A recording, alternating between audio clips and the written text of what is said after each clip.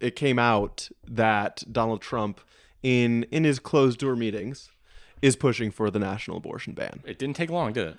Yeah. Which, my God, I wonder who leaked this, because this is one of the worst things I think that could have happened for his campaign. Yeah, totally. Maybe it's this is how he loses. It is how he loses.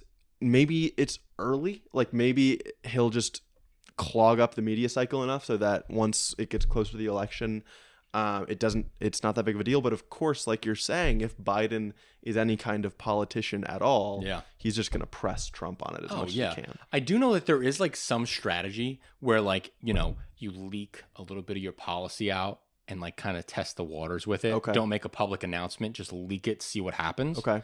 People do that.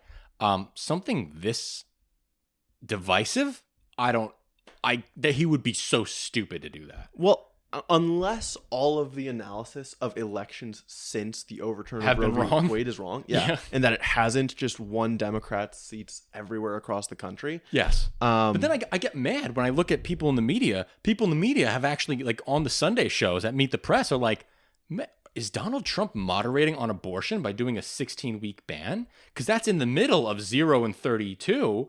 And it's like, no, stop. You're giving him the election victory. Stop it right now. Yeah, stop. You're to be completely clear, lying. Moderating on the issue is giving it to the states. Yes. Thank you. And that's where Republicans have been forever. That's where Haley has certainly been. Yeah, it's one of the strongest parts of her campaign. I want everyone to understand that Republicans lie to you when they say they care about states' rights. They don't care about the states' rights to do anything. We're going to bring this up in our deep dive. Yes.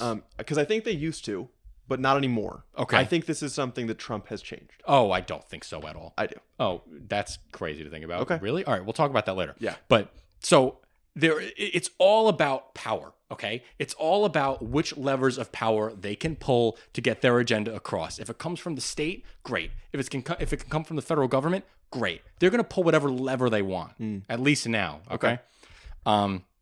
So then I want to go into 16-week abortion ban. What does this mean?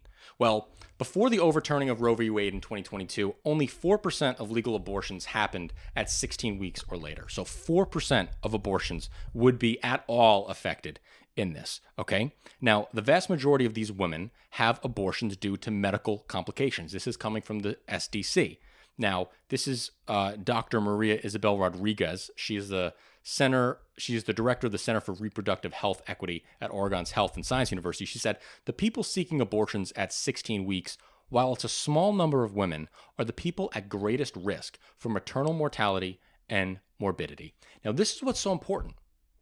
Greatest risk, because we talk about this all the time, right? People and Republicans always say they carve out exceptions to the life of the mother. Yeah. But what does it mean?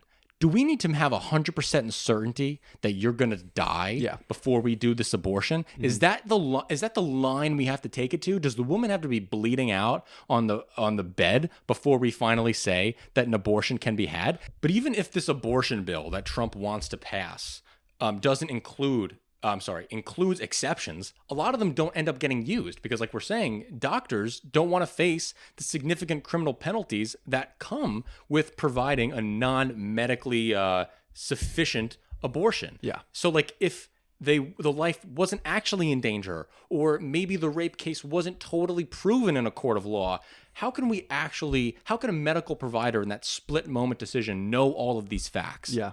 In order to be safe enough to go through with the abortion? At the very least, stop making it life of the mother. Get health of the mother as the wording in these laws. At least, at the minimum, because what Republicans like to say is, European countries have 12-week cutoffs for abortion, and no abortion activists over there are claiming that they live in some oppressive regime. Well, nearly all of these European countries allow abortion on broad grounds beyond 16 weeks, very broad. One of the broad grounds is person's mental health, and in some cases due to social and economic impact of the pregnancy. So if those are the types of things that you're trying to do, you have a deal. Yeah. If you want to talk about social and economic impact of pregnancy, person's mental health, fine. Yeah. But that's not what you're talking about. Those are if you have a reason to want to get an abortion. That's if you can give me any reason you want an abortion, you can have the abortion, yeah, right? Exactly. That's what that is in the European law system, okay? Mm-hmm. Republicans are you need to prove that you got raped. You need to prove that you've been a victim of incest. With this type of abortion stance, Joe Biden needs to run against this head on. Yes. Focus on this. This is how you beat Donald Trump. And he will. And he will. Yes. This is what he's going to do. This is going to be his track to defeat Donald Trump come November. It's abortion. It's Republicans can't do anything, including on immigration, which is their biggest issue, right? Those two things they will be his biggest winning issues, I think. Which is hilarious because he's created an incredible economy, and supposedly that's what voters care the most about. Guess not. No. Guess that's all irrelevant. Yeah.